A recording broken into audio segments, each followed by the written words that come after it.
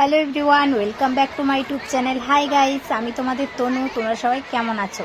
So guys, তোমরা তো জানোই যে আমাদের গ্রামে কিছুদিন আগে চলছিল 24 প্রহরে কীর্তন। আর সেদিন ছিল আমাদের গ্রামে কুঞ্জবিলাস, কিন্তু ভিডিওটা আপলোড করার আমি টাইম পাই নাই, টাইম আর আমার হয়ে ওঠে নাই। তোমরা তো জানোই যে আমি একটু কুড়ে মানুষ। তারপরে দেখো, আজ আমি ভিডিওটা ভয়েস ওভার করছি, এডিট করছি, ভিডিওটা পোস্ট করব। প্লিজ তোমরা একটু সবাই দেখে নিও, ভালো লাগলে লাইক কমেন্ট শেয়ার করে দিও। আর দেখো, সেদিন আমি পরে নিয়েছিলাম পিঙ্ক কালারের একটা শাড়ি, আবার আমার মায়ের শাড়ি। তোমরা আমাকে কমেন্ট করে বলো আমাকে কেমন লাগছে। আমার তো খুবই ভালো লাগছে সত্যি ভাই রে ভাই।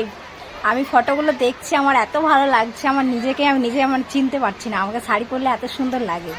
আমি ভাবছিলাম যে না, শাড়ি পরলে হয়তো আমাকে রোগা পাতলা দেখাবে, কিন্তু না, ভালোই লাগছিল।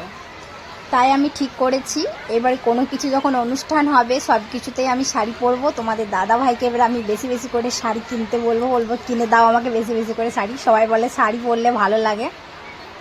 গাইস, তোমরা একটু আমাকে কমেন্ট করে বলো যে আমাকে কেমন লাগছে। সবাই আমাকে সান্ত্বনা দিচ্ছে না সত্যি ভালো লাগছে? তোমরাই বলো কমেন্ট করে।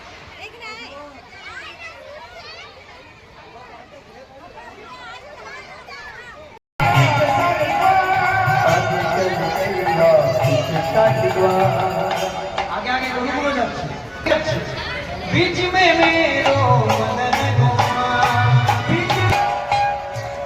मदन गोपाल मेरो मदन गोपाल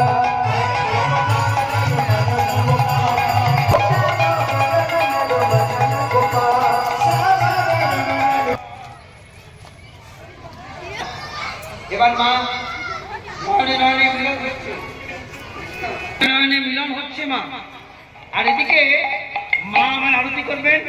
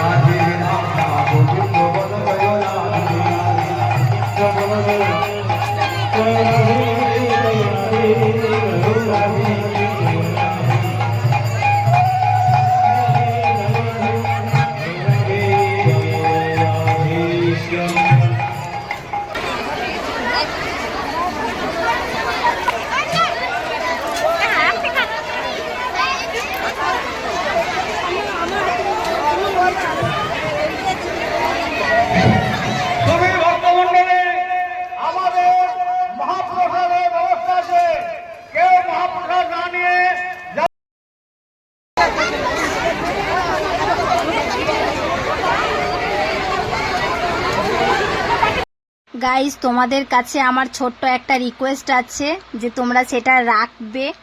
গাইস, তোমরা আমার ভিডিও বেশি বেশি করে দেখো, শেয়ার করো বন্ধুদের মধ্যে, যাতে তারাও দেখে, যাতে আমার ওয়াচ টাইমটা কমপ্লিট হয়ে যায়। আমার ওয়াচ টাইম আমি কমপ্লিট করে উঠতে পারছি না, সেটা শুধু তোমাদের দ্বারাই সম্ভব। তোমরা যদি চাও তো আমার হয়ে যাবে ওয়াচ টাইম কমপ্লিট। প্লিজ তোমরা শেয়ার করো বেশি বেশি করে, আর ওয়াচ টাইমটা আমার কমপ্লিট করিয়ে দাও। আর কি বলবো, আর কি।